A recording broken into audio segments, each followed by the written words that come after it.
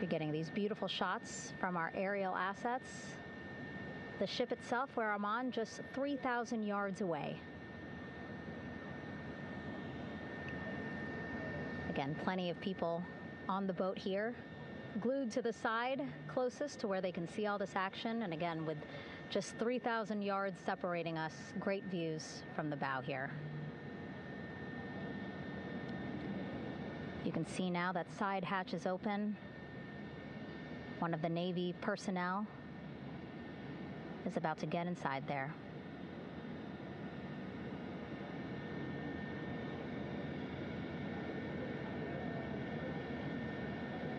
In they go. In total, 4 will go into Orion. So it'll be a little bit of a tight squeeze, but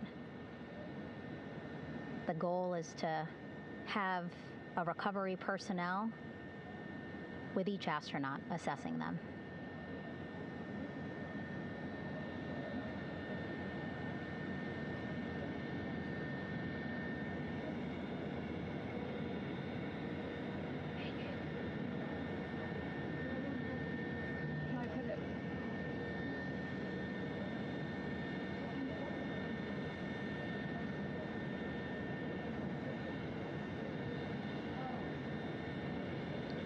Boat's getting closer now.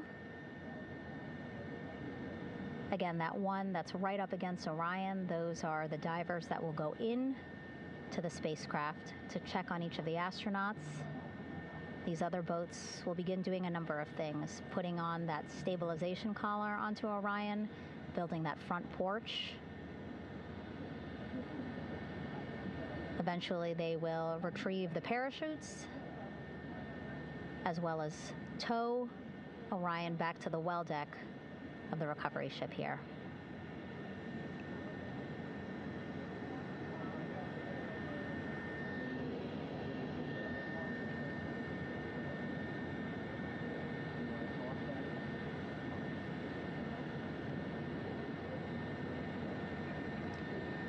And so as we wait for the Navy and NASA personnel to get their assessment of the crew inside of Orion, why don't we toss it back to Rob for an update?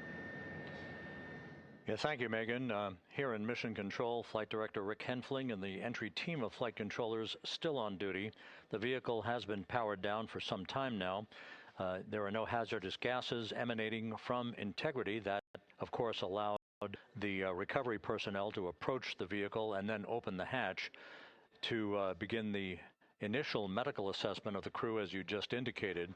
Now we're standing by for the erection of that inflatable raft, the front porch, alongside of the vehicle that will enable the crew to be extracted one by one onto the raft, have a moment or two to get their land legs back before they're hoisted into 2 hovering Navy helicopters, 2 crew members for each helicopter, for a short flight back to the deck of the USS John P. Murtha.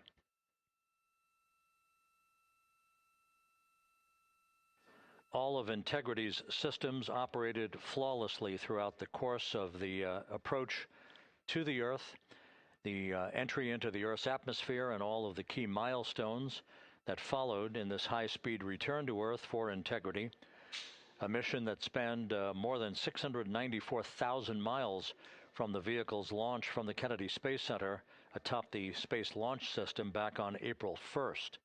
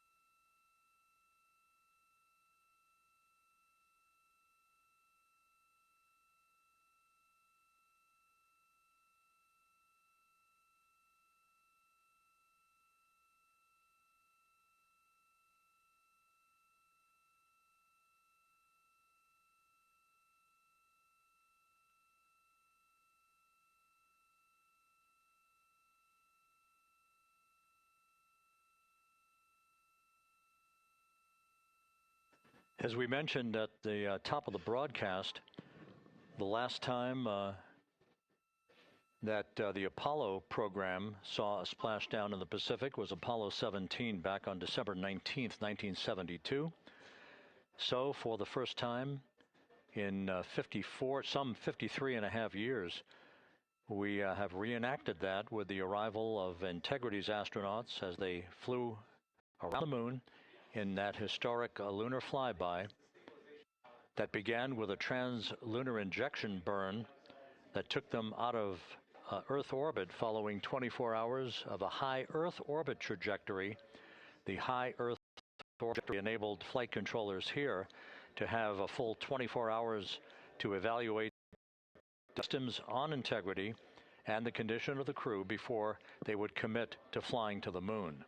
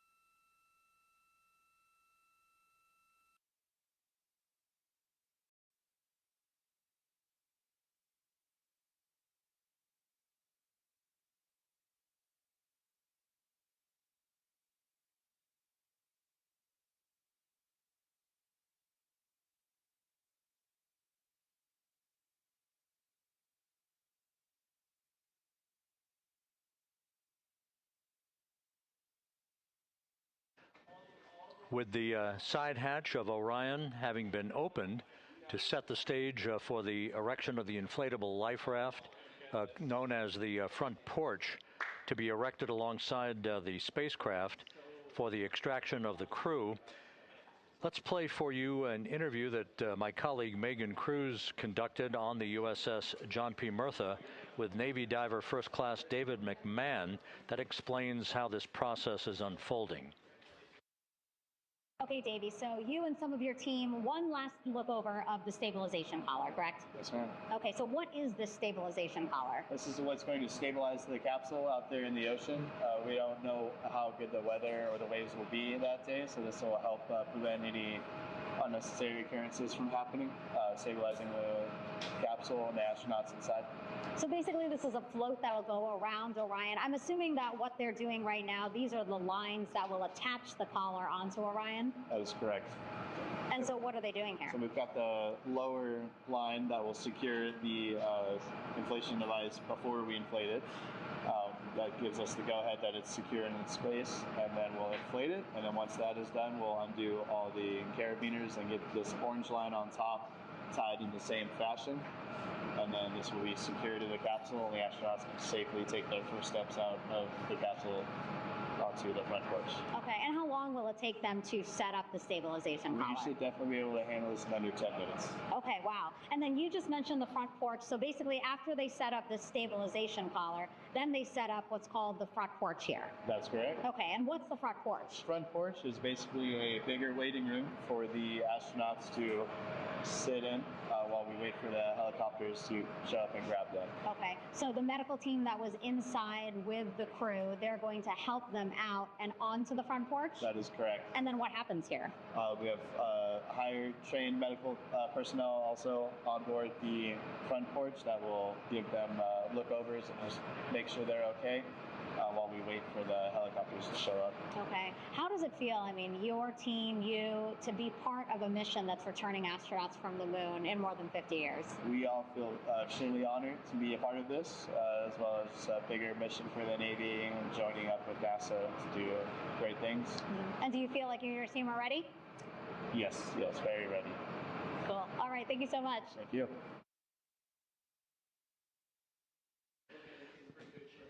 Once again, the recovery operations are continuing out in the Pacific. We shortly should see that life raft, the front porch, erected alongside the side hatch of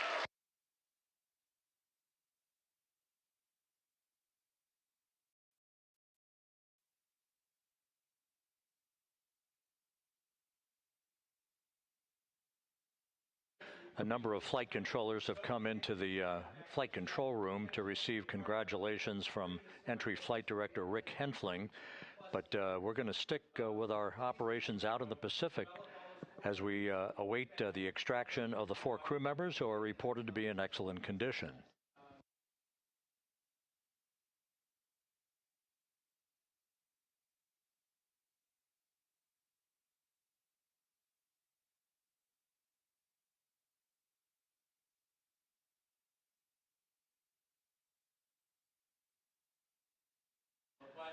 Again, while we stand by for that front porch to be erected alongside of the side hatch of the vehicle, let's go back to the USS John P. Murtha and Megan Cruz. Megan?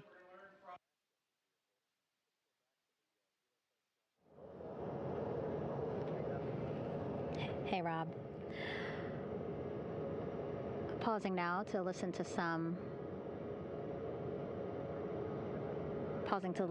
internal audio loops. Again, the operations team here on the ship communicating with everyone out on the water.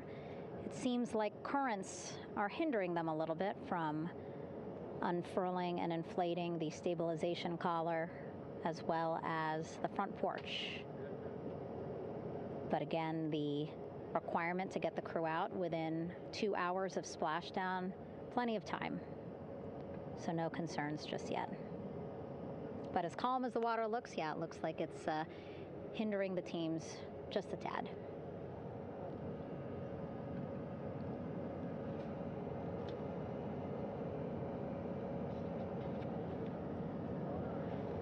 You can see in some of our shots that side hatch still open.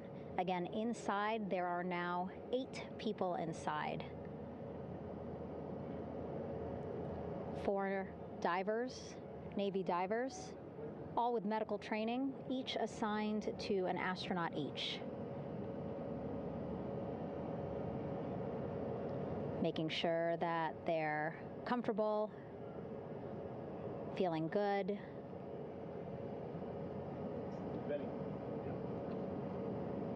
As you've heard us say in the broadcast, they expect a little bit of discomfort. Again, these astronauts just traveled back to Earth at 25,000 miles an hour, a nearly 695,000-mile journey around the moon. if you think you get carsick.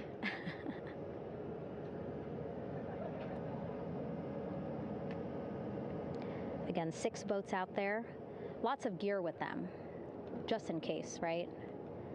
As we said, the crew reported feeling great, but again, all those folks out there in case they weren't, right? NASA is all about making sure we think about every situation that can happen, and so, of course, wanted to be ready in case our astronauts needed more medical attention while out there in the water.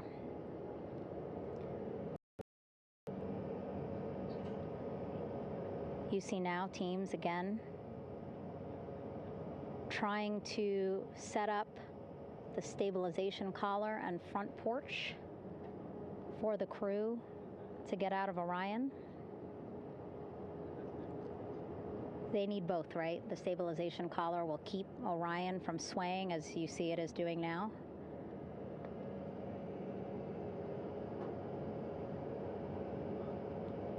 And then they will connect to the front porch to the stabilization collar so that the crew can take 2 steps and they will be in the front porch.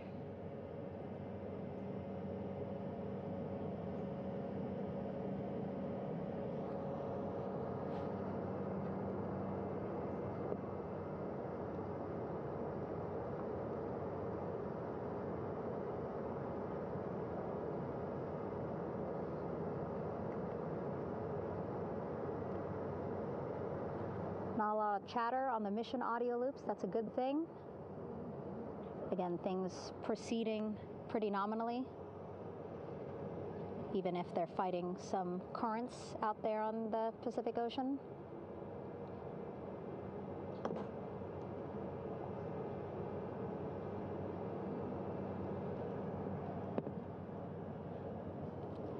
Again, the goal, setting up the stabilization collar and the front porch so that the crew can rest comfortably in the front porch, get placed into harnesses so that 2 helicopters can lift them off the front porch and onto the USS John Murtha here.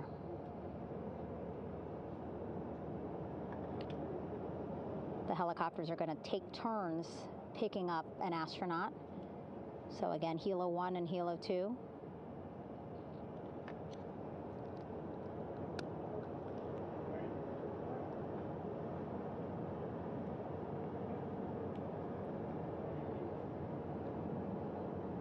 Okay, and the recovery team here on the ship just got a report from the undersea medical officer who is inside the capsule with the crew.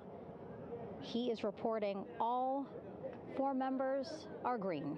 All of our 4 astronauts, Reed, Victor, Christina, Jeremy, green, meaning they are feeling great, not the complexion of their skin.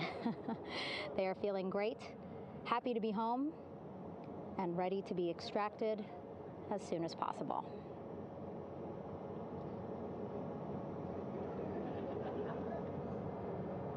And so, as I was saying, we have 2 helicopters circling the activity you're seeing on the water right now.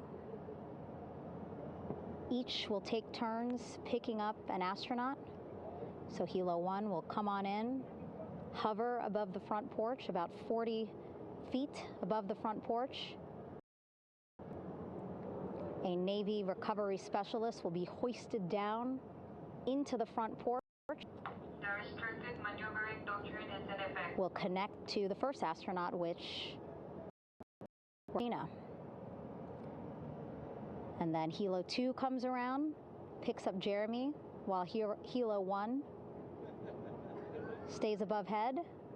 And then Helo 1 will come back in for another astronaut, and then Helo 2 for the last astronaut, and then back to the flight deck here on the recovery ship.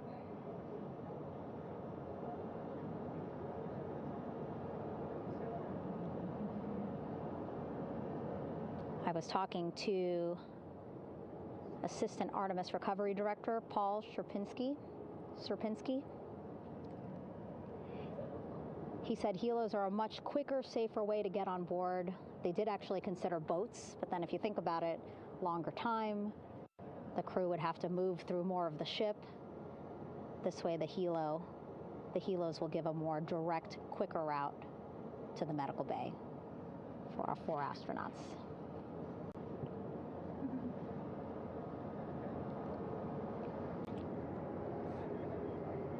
Beautiful shots from our aerial and imagery teams.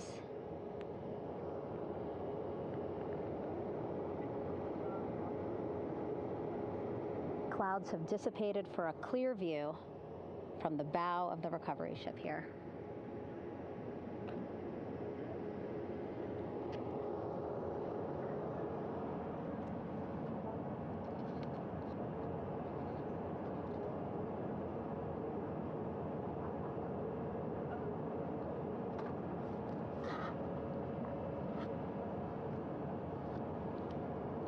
You can still see divers in the water there. Encircling Orion, that is that stabilization collar we've been telling you about. As you saw in that interview just a few minutes ago, they have to first connect it to Orion, and then once it's secured onto Orion, they can inflate it, and then they'll further secure it with other harnesses and lines.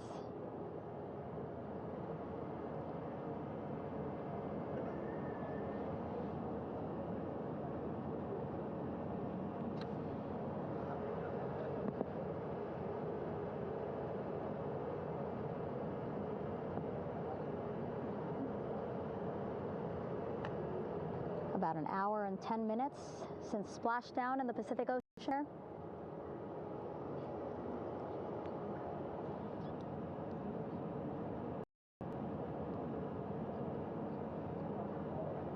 Reed, Victor, Christina, and Jeremy back home after a history-making mission to the moon and back.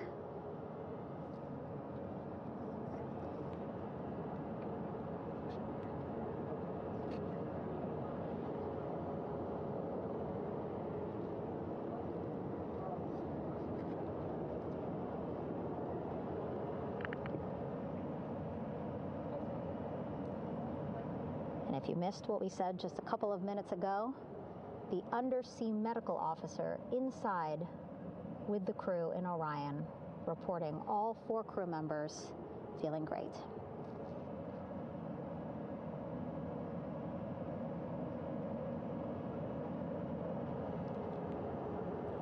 Progress being made there on the stabilization collar. It looks like they are beginning to inflate it.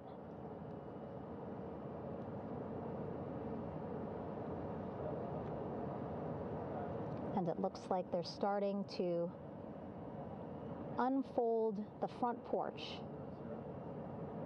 in order to get that into the water here shortly and inflate that as well.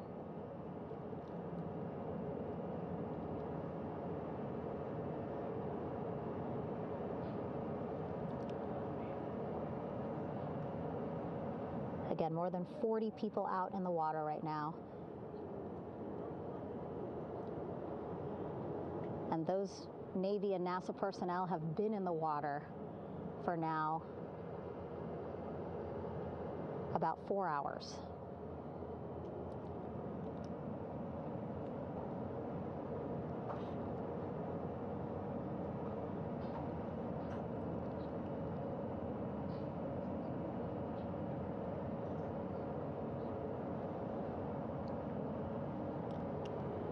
The reason why they had to get out so early is just to stage everything. And actually here on the ship, when there are flight operations happening, you can't have anything else, right? Just because the flight deck can be a dangerous place, so they just want to focus on planes coming and going from the ship, so that's why they wanted to get the boats in the water to make sure that they have all the time they needed for the flight ops.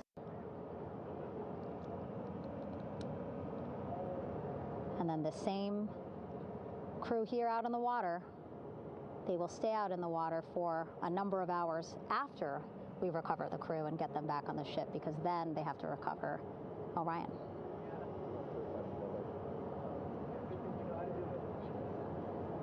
All right, that stabilization collar looking good around Orion. We're now seeing some recovery personnel getting on to that collar. Again, they need to further attach it to Orion to make sure that it can really prop up the spacecraft. It's basically lifting it up off of the bed. Again, so it's not so Come off me for a minute.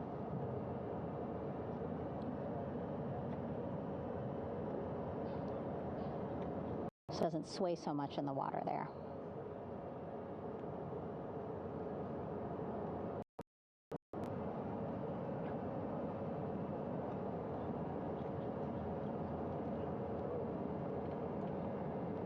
And now that front porch looks like it's nearly fully inflated as well. You can see a much larger surface area.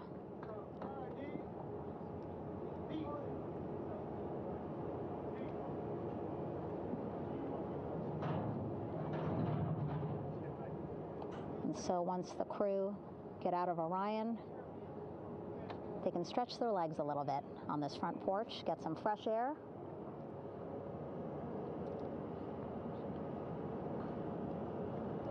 And enjoy this beautiful day here on their home planet.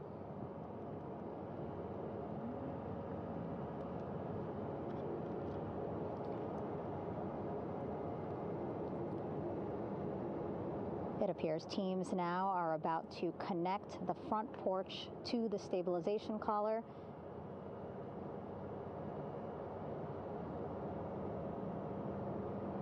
And at that point, when both are secure, we should soon see astronauts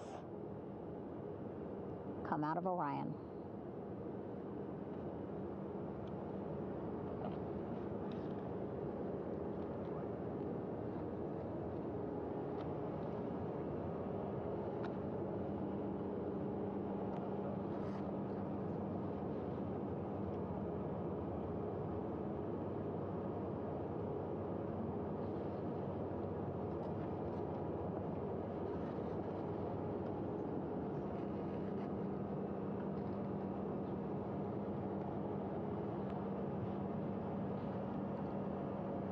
All these views you see also being fed to the Landing Force Operations Center here on the ship. Of course, it is very important for our recovery teams leading the mission to have all the views that you're seeing as well. Again, listening to their communication loop here on the ship. Very quiet, which is a good thing. It means things are going pretty nominally, meaning as expected.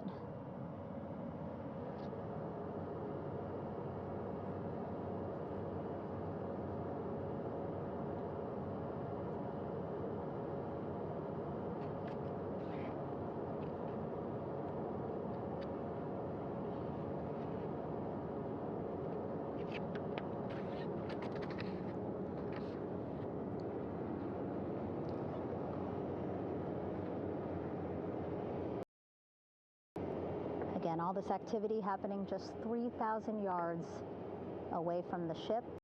Since this will be a very quick flight back on the helicopters for the crew, 2-3 minutes, and then they'll be back here on the ship. I know.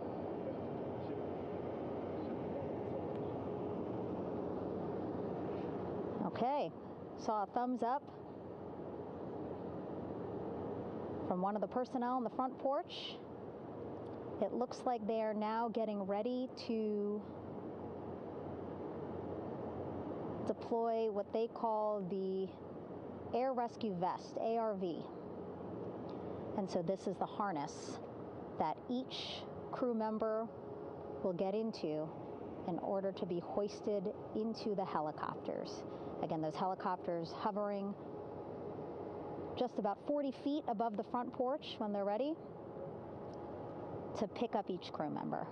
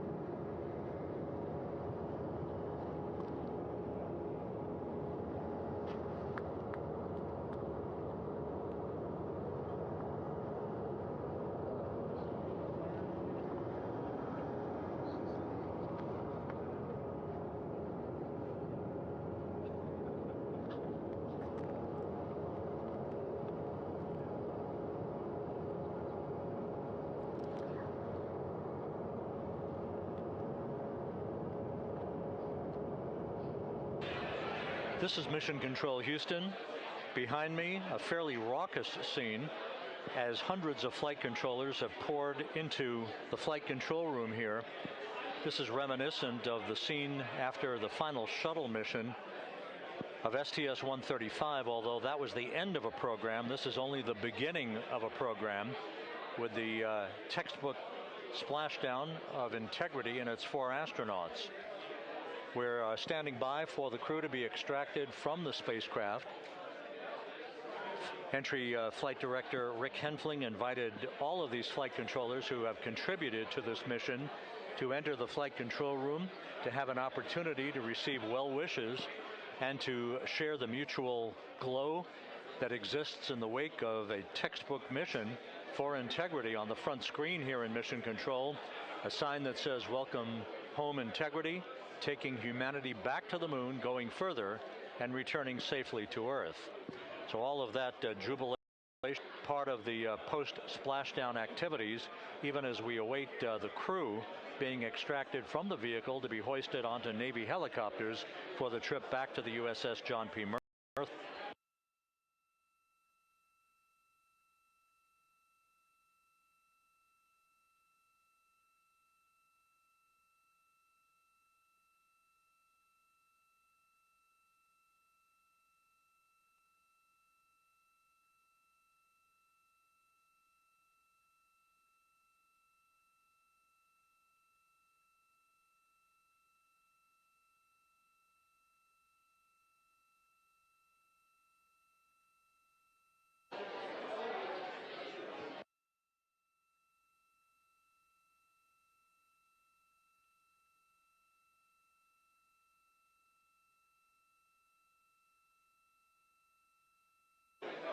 Once again here in Mission Control, this view of the Artemis Flight Control Room, known as the White Flight Control Room. This is the old shuttle flight control room, and now is the home of Artemis missions to the moon and beyond. Once again, quite a few flight controllers were invited in by Entry Flight Director Rick Henfling to share in the jubilation following the successful splashdown of Integrity. That splashdown occurring an hour and 22 minutes ago, as we stand by for the completion of the extraction of the crew, and ultimately their hoisting onto Navy helicopters for a short flight back to the USS John P. Murtha. Splashdown occurred at 7:07 and 27 seconds p.m. Central Time. I had an opportunity to talk to the head of Flight Dynamics, Jeff Birch, a moment or two ago. He said the trajectory of Integrity coming through the Earth's atmosphere was so precise, they've never seen anything line up on a ground track like today's entry by Integrity for its splashdown southwest of San Diego.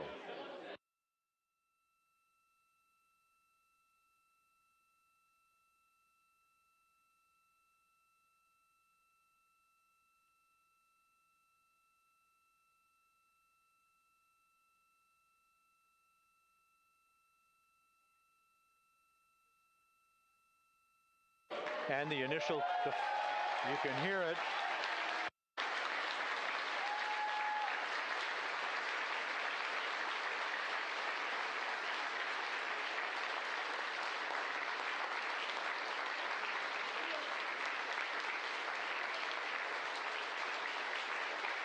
Jubilation here in the flight control room. The first crew member is out of Integrity.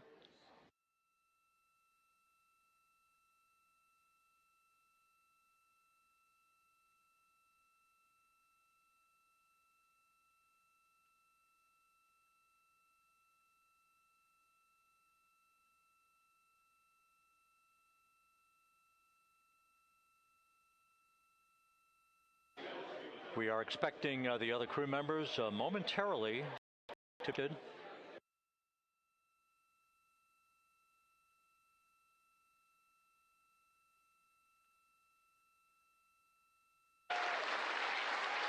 We now have 2 crew members out.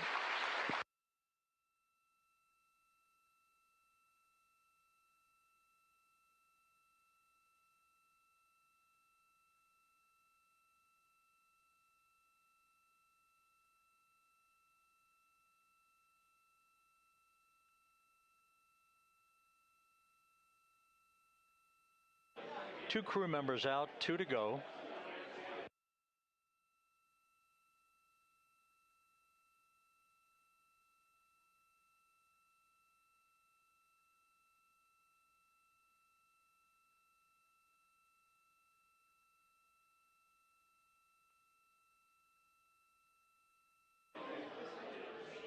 We're about 1 hour from sunset out in the Pacific. Everything continues to go well. Integrity's systems function perfectly during its entry back to Earth. And Reid Wiseman, the commander who will be last out of the vehicle, reported that all the crew members were feeling very well.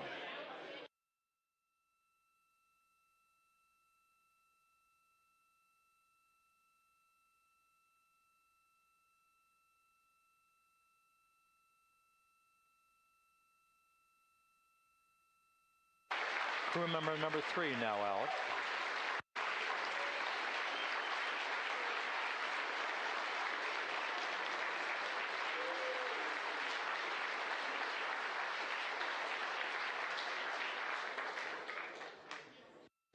And now standing by for the commander, Reid Wiseman, who will be last out of his ship. Bobbing in the Pacific under almost ideal conditions, Integrity spanned 694,000 miles during its journey from launch to splashdown.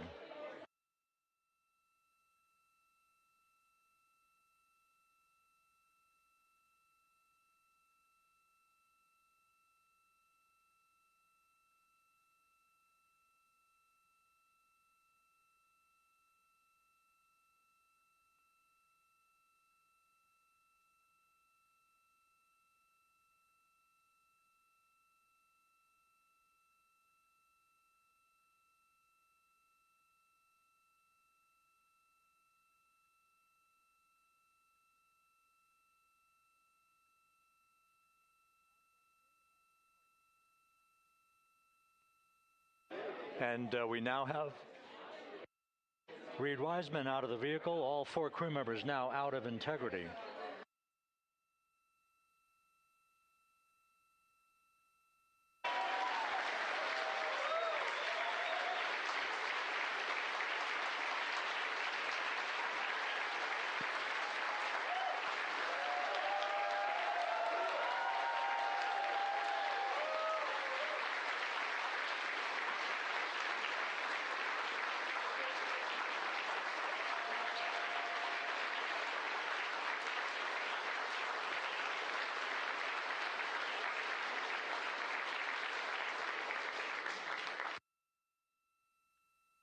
Once again, all 4 crew members now on the front porch, and the procedure to begin hoisting them up to these 2 Navy helicopters hovering overhead will begin shortly.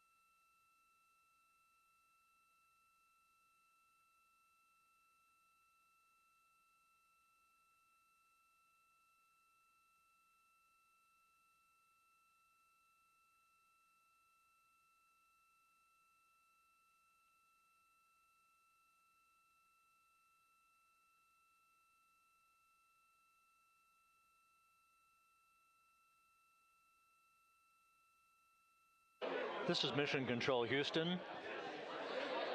The mission is over, but the melody lingers on. as jubilation continues here in the flight control. We should be expecting NASA's Associate Administrator, Amit Kshatriya, to be joined shortly for a short interview while the recovery operations continue out in the Pacific. So we'll stand by for that. And then we'll turn it back over to Megan Cruz aboard the USS John P. Murtha.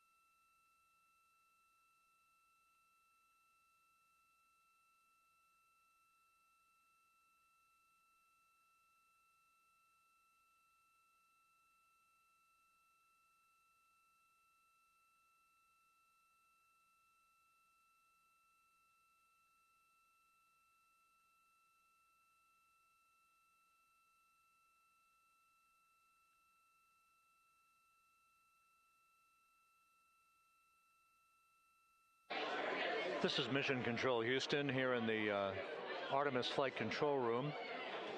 A number of flight controllers basking in the glory of the successful end of this mission that carried 4 astronauts around the moon on a lunar flyby, and the first test flight of Orion with crew members on board.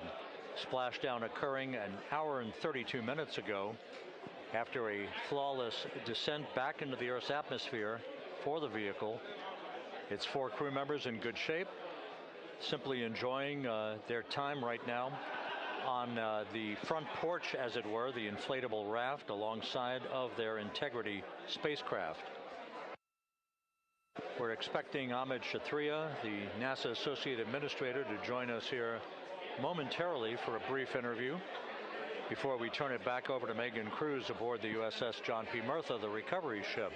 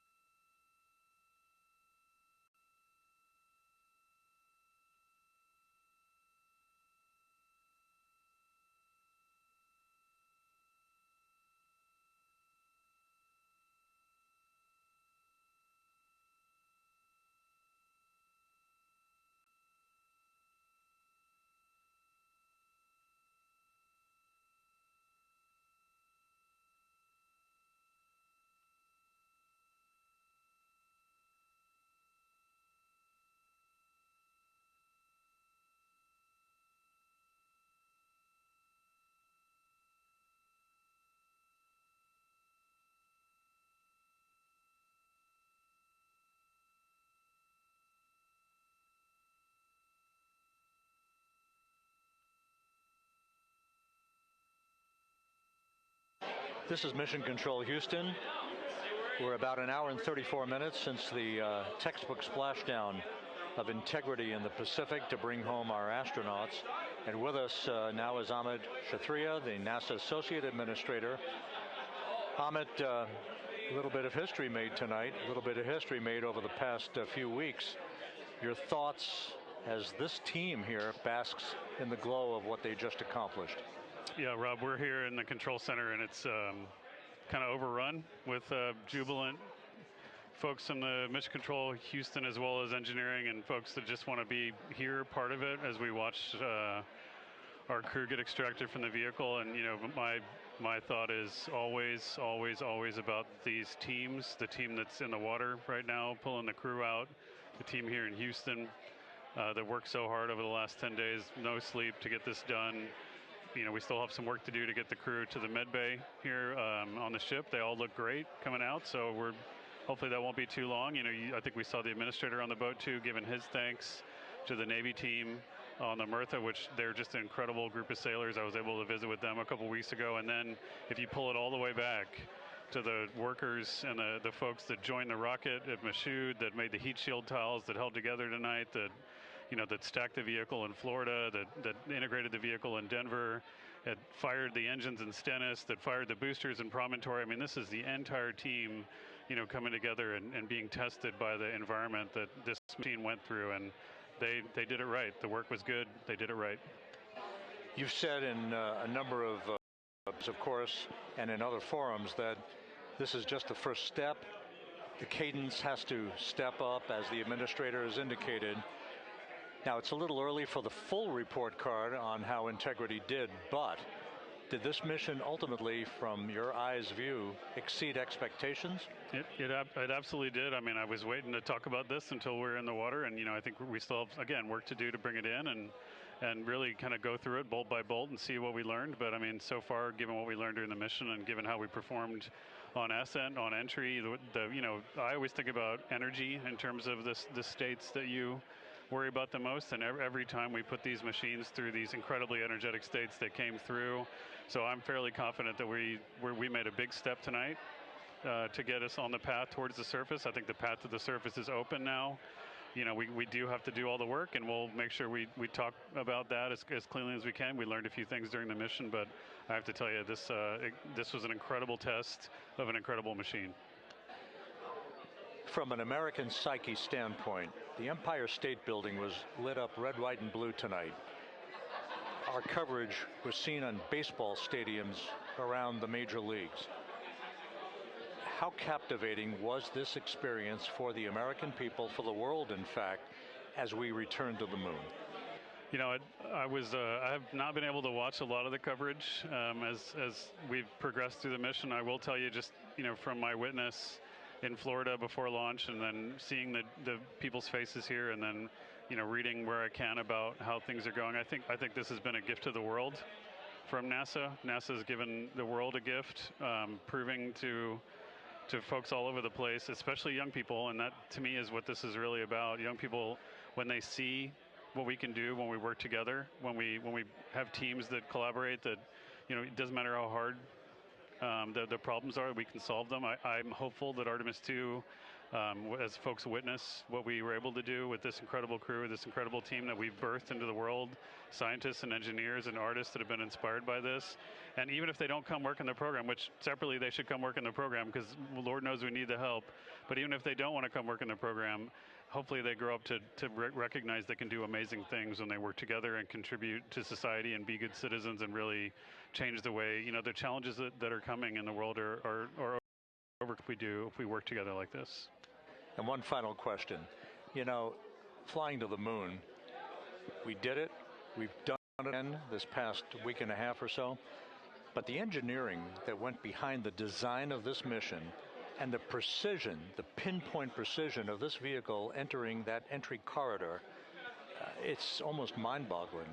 Yeah, it is incredible when you think about the energies involved and the uncertainties involved. That when we inserted the vehicle into orbit, it was 99.2% down the middle. When we dropped the vehicle right on top of the fleet here, our guys knew exactly was perfect. And it's interesting. I've got this question a lot over the last few weeks about, we did this before 53 years ago, and I think, I mean, it is a reasonable thing to contemplate. Like what's gone on since then. And what I'd tell you is, when we did Apollo, which again, the more we learn about what they did, the more magical it seems what they were able to accomplish given the technology and the learnings that they had. But when we did Apollo, the architects of Apollo, Gilbert, Seaman, von Braun, Mueller, what they really wanted to do, as they were contemplating what it meant to expand our range of action to the lunar surface, what they wanted to do was learn how to live and work in space for a long time. They wanted to do that first before they were confident they could expand their range of action to the moon. Now, of course, the politics of the time and the mission at the time was different, and so they had to go straight to the moon and bring people home. And then after that, the program kind of lost its momentum. But after that, NASA kept moving along those paths, right? So we recognized during Apollo that reusability was going to be important. We spent a lot of money on those machines, and we spent a lot of money on these machines here. But we recognized that reusability was important, which is why we built a winged space plane called Space Shuttle, and then we used that reusable machine to build a space station. And we learned for 25 years how to live and work in space, and have been able to develop technologies that can enable exploration. So really, what I think is now, 53 years later, we're at the point where the architects of Apollo would have been pleased that we're now ready to actually go back to the moon and go back to stay, because we've learned all the things we needed to learn. There's a lot of people pleased here tonight, and we really thank you for joining us. Amit Kshatriya, NASA's Associate Administrator, as we begin to hoist the crew onto the helicopters to head back to the recovery ship. Thank you very much, and congratulations, Amit.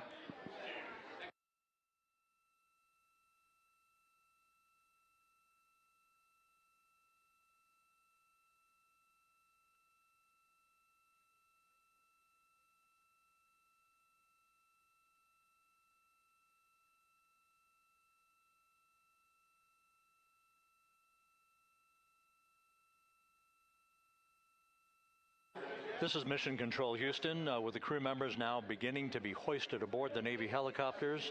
Let's go to Megan Cruz aboard the USS John P. Murtha, who will take it from here.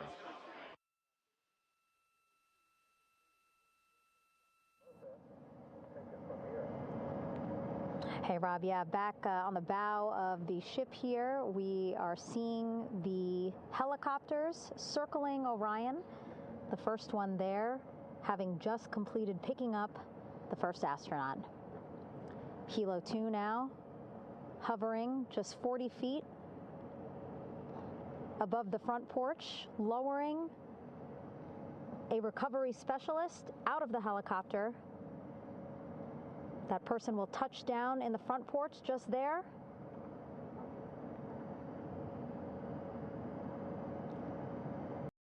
Members already outfitted with a harness that will allow them to quickly attach to the hoisting device.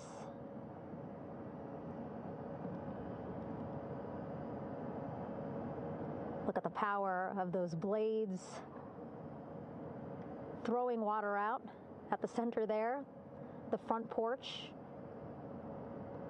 with now 3 astronauts and the recovery specialists. Again, crews already outfitted with a harness vest. And here we go. Second astronaut now off the front porch, getting hoisted into the second helicopter.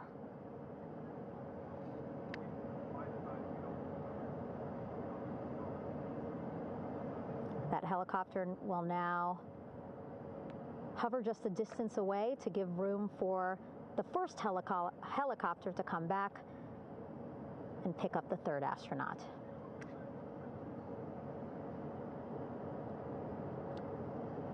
As we wait for that helicopter to come back, make its way back around, just want to mention that the President of the United States called our NASA administrator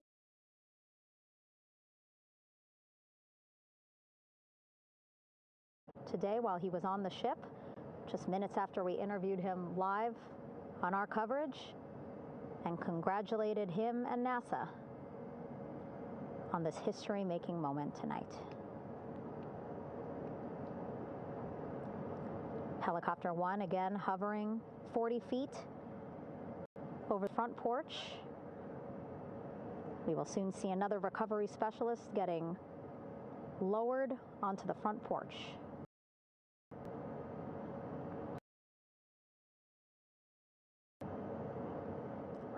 Wow, imagine sitting on that front porch, the wind, the water. But again, the recovery team determined that a helicopter flight back to the ship here would be safer, faster, and more comfortable for our crew who just completed a 10-day mission around the moon. Third astronaut in the air, getting hoisted quickly back into the first helicopter now.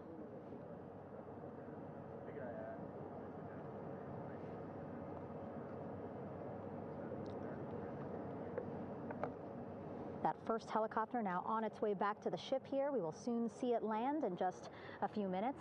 Again, all this action happening just 3,000 yards away from us, so a very quick flight back to the flight deck. And now the only person left on the front porch, Commander Reed. That second helicopter now making its way back over to the front porch. Here it comes.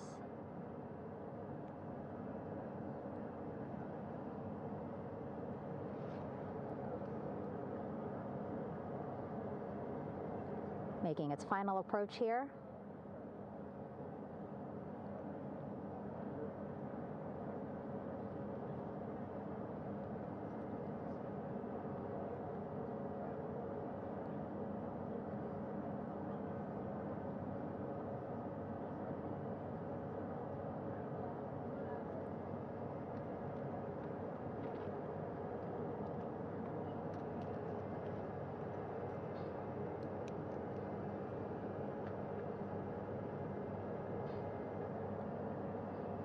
The last astronaut, Commander Reed Wiseman, now off the front porch and almost into the second helicopter. Both now on their way back to the ship where we are, the USS John P. Murtha, just west of San Diego in the Pacific Ocean.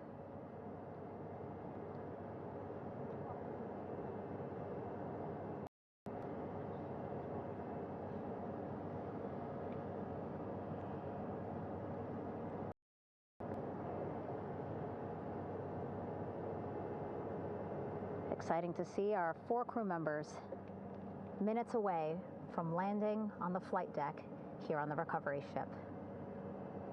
550 people on this ship, excited, ready, anxious, looking forward to welcoming this crew aboard.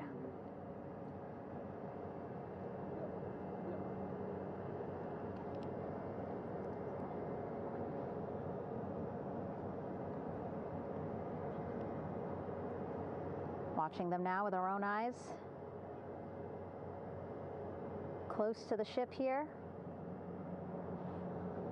Hearing them begin to hover on the flight deck, which is just across from us, here on the bow.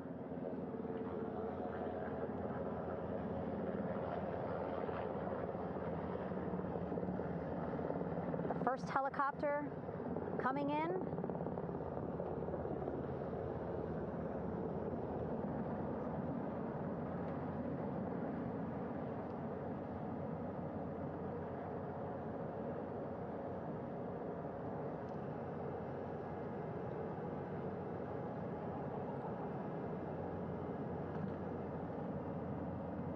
And wheels down. Wheels down of the first helicopter carrying 2 of our Artemis II crew. Pilot Victor Glover and mission specialist Christina Cook.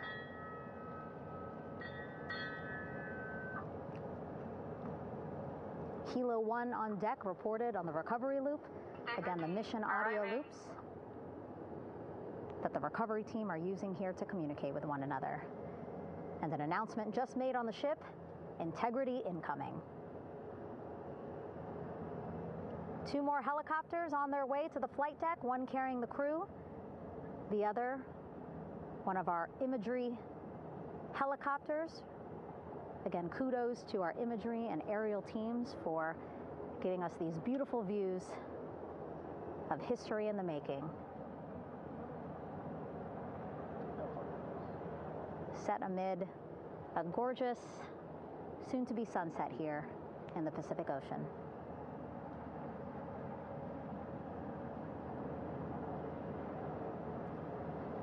Second helicopter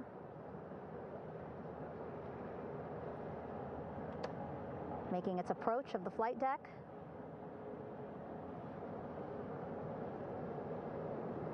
Plenty of people here on the bow with their cell phones out, filming this moment.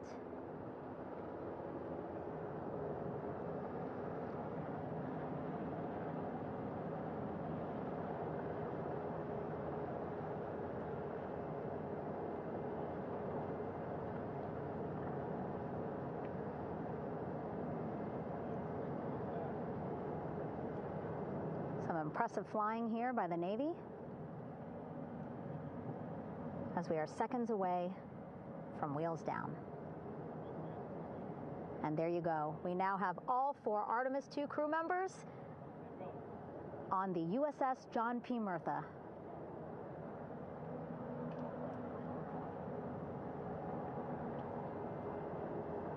I'm sure they're happy to be out of the water and on this recovery ship with, again, 550 people on board, ready to welcome them home. But first, as we've been saying throughout the broadcast, just making sure the crew feel good. We reported that they were feeling good when they were in Orion, but those were just initial, quick, verbal assessments of how they're feeling. Their destination tonight, the medical bay here on the ship, right after we power down the helicopters here.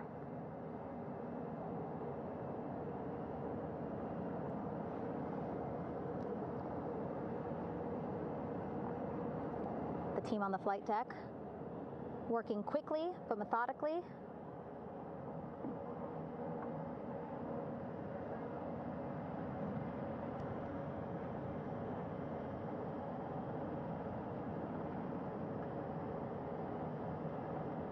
Waiting for just one more helicopter to touch down.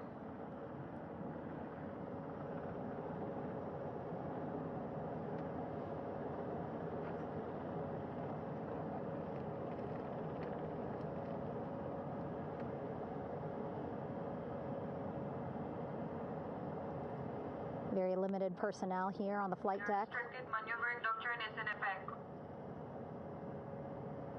As that third helicopter touches down.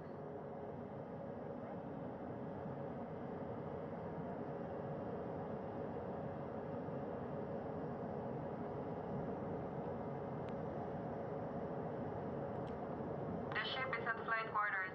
Stand clear of waiter decks, ACO frame 095, or no cover stop side, thrown articles over the side, hold all trash and garbage on station. Flight quarters. While just a few folks on the flight deck itself, there are plenty more on some upper decks. I see in some of a very packed crowd overhead. Announcements being made over the ship's loudspeaker system, reminding folks to stay clear of operational areas like the flight deck, so that teams can work quickly to get the crew off of the helicopters and into the medical bay.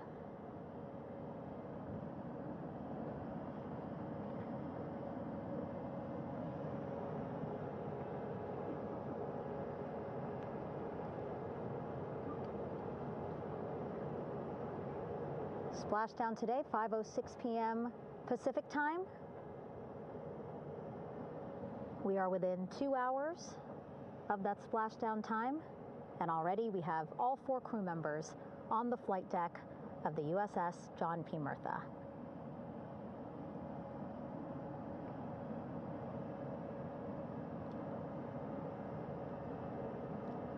Again, crew waiting before getting out for the helicopters to completely shut down.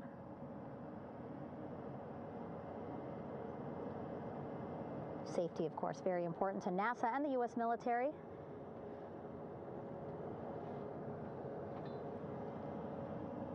So we'll wait just a couple of minutes here before we start seeing crew members walk off the helicopters one by one.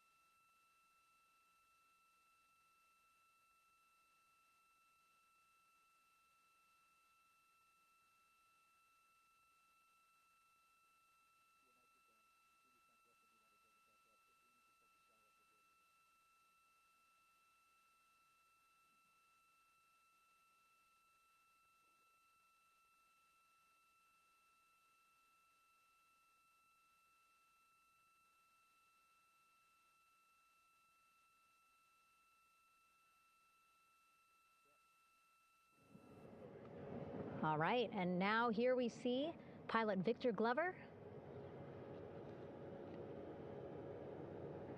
and mission specialist Christina Cook sitting on the edge of one of the helicopters, looking in great spirits. That familiar smile and laugh from Victor, I can see it from here. Christina, I'm sure, feeling the same way, just blocked a little bit by our camera here, but we'll see her here shortly. A photographer taking their pictures. Victor saluting folks on the flight deck. They look like they're in great spirits. Happy to be home, I'm sure.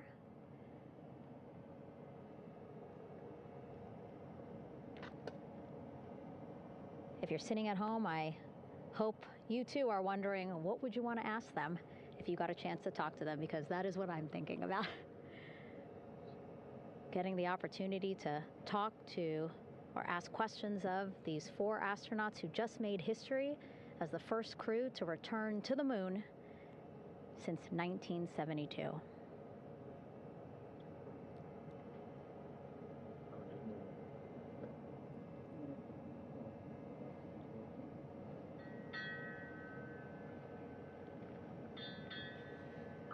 Oh, there we see Christina there, also smiling. Finally peering out, waving at the cameras. Hello to you too, Christina, yes. Welcome back. Welcome, welcome home. A loudspeaker announcement on the ship saying, "Welcome home, Integrity."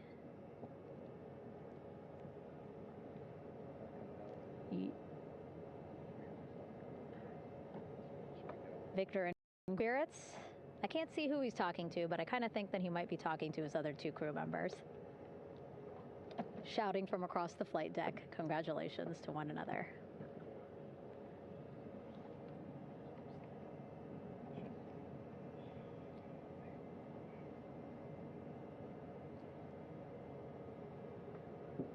And so now we see some Navy personnel walking up to the helicopter. This is again the first helicopter carrying pilot Victor Glover and mission specialist Christina Cook. Both have taken off their helmets now.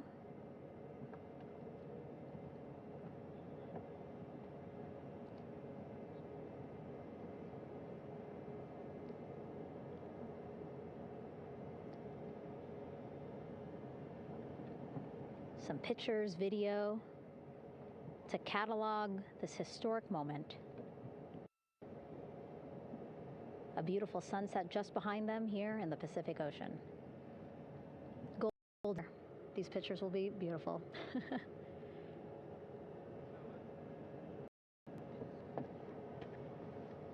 Now we see NASA Administrator Jared Isaacman. He is on the flight deck, as well as Flight Surgeon Rick Schuring walking over to Victor and Christina first. We saw the administrator walk over to the other helicopter, which is carrying Commander Reed Weissman and Mission Specialist Jeremy Hansen. We heard from Rick earlier in the broadcast. Again, he said he's going to be out there on the flight deck to do another initial assessment of the crew, ask them how they're feeling, anything bothering them. But again, from what I'm seeing, they look like they're in great spirits and feeling pretty good for folks who just traveled 695,000 miles from Florida to the moon and now here to the Pacific Ocean.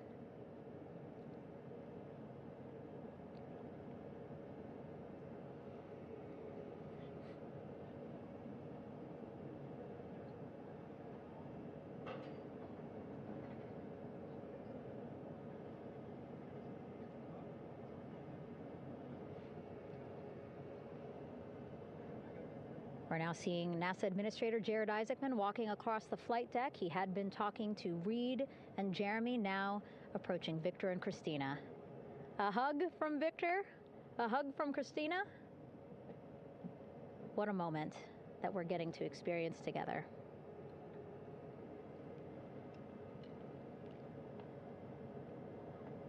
I'm sure congratulatory words. You know, we got to speak to Victor live on this broadcast as well, and he said the kid in him right now, giddy, absolutely, at what we were able to accomplish today. Returning them home safely and in good spirits after a 10-day mission around the moon. And here we go. We're seeing Jeremy walking, waving across the flight deck, now on his way to the medical bay.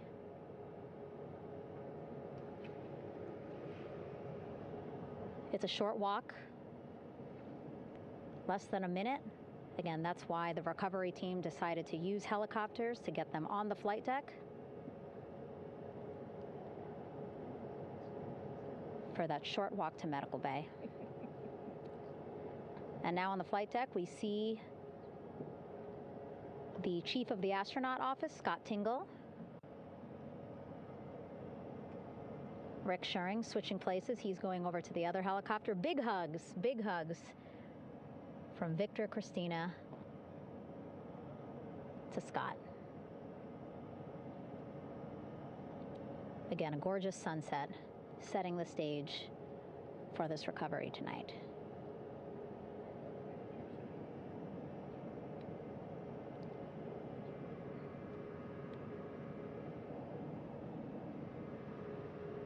All right, and now here we are, Christina,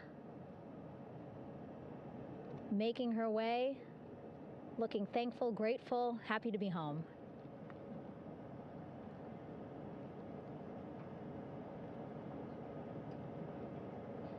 You can see she's looking up. Again, lots of people, just a few levels up off the flight deck, welcoming her home.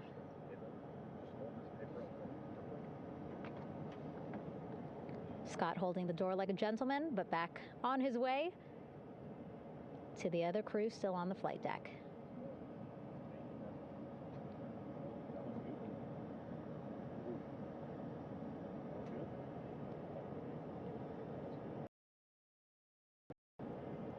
So still on the flight deck, Victor Glover and Reed. It looks like Victor will be the next one headed to medical bay. More hugs, more hugs. He's a hugger.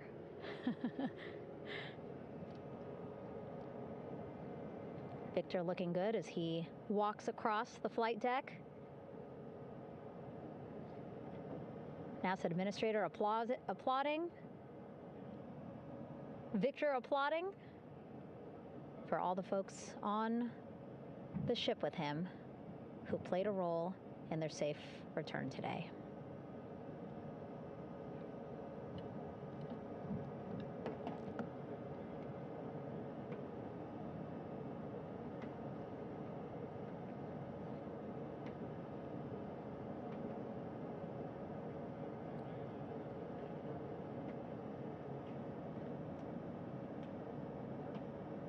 finally, just one Artemis II crew member left on the flight deck, Commander Reed Weissman.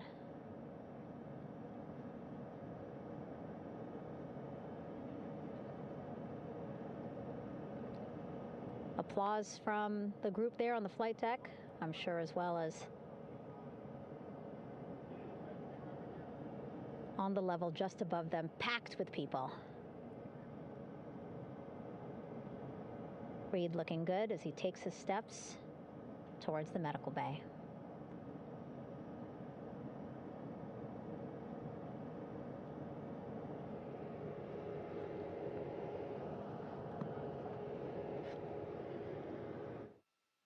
See our 4 Artemis II crew members back on the ship.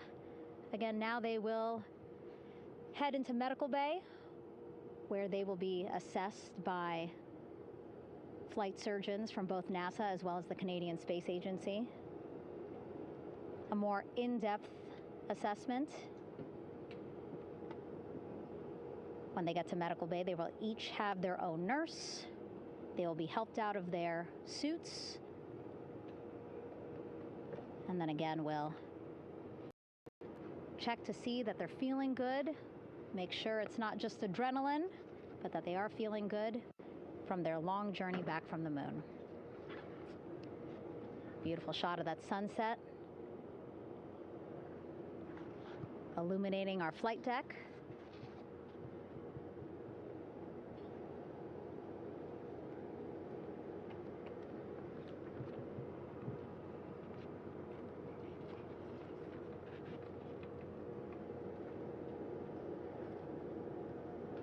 All right, and now with our astronauts safely on board, I want to welcome on Artemis Recovery Director Lily Villarreal.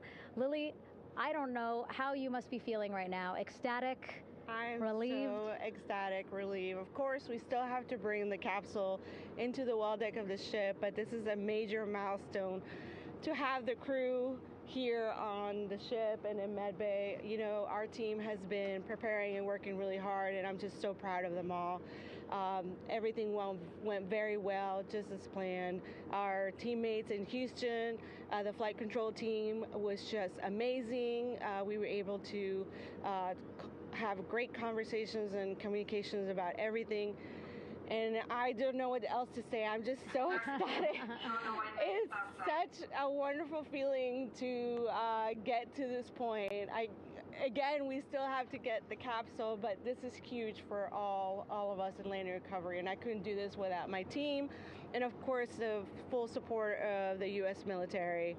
There's going to be lots of, high fives when we get the capsule back in, and I'm so happy that the crew's doing well, Ryan's doing well, and thank you for everybody watching.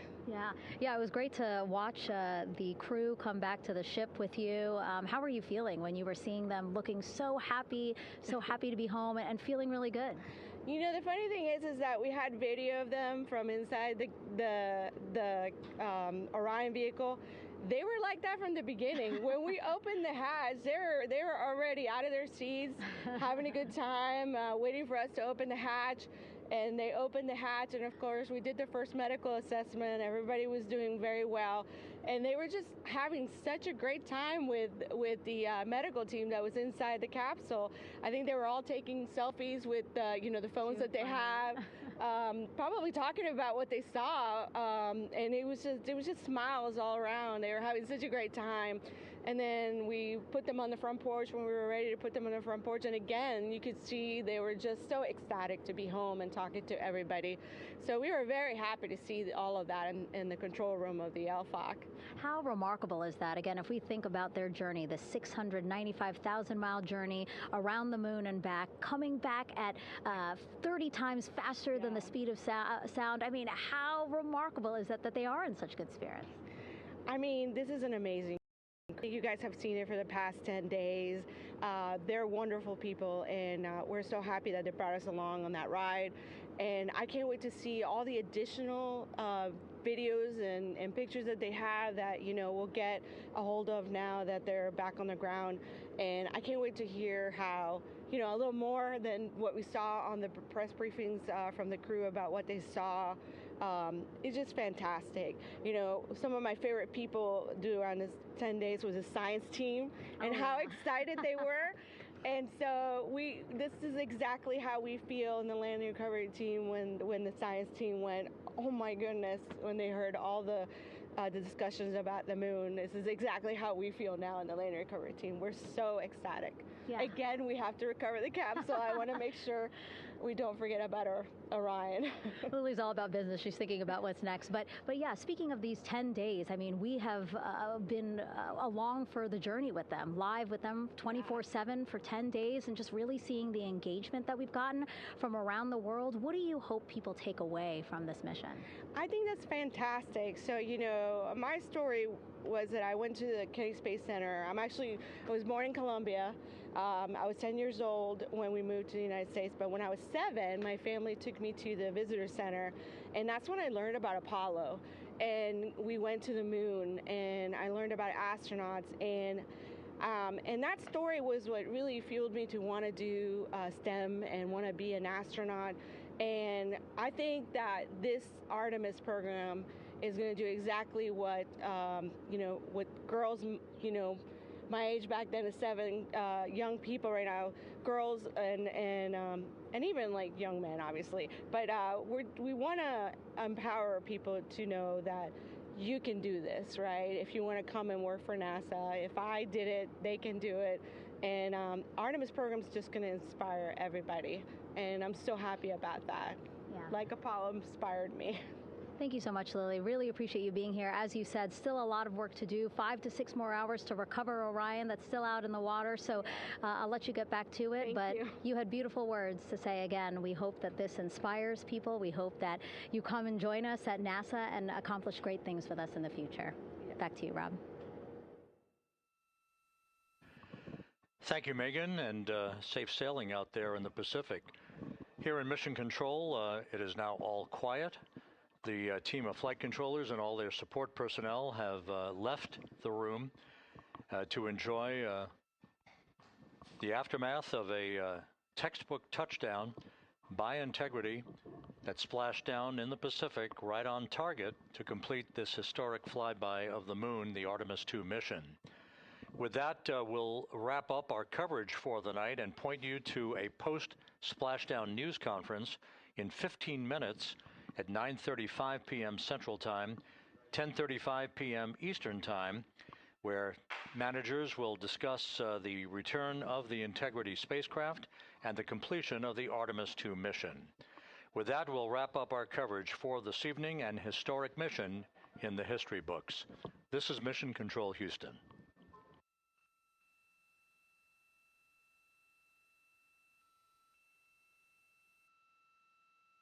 Main chute deploy. And we have 3 good main chutes. Houston Integrity, splashdown, sending post-landing command now. Splashdown confirmed. Copy splashdown, waiting on VLDR. Splashdown confirmed at 7:07 p.m. Central Time, 5:07 p.m. Pacific Time.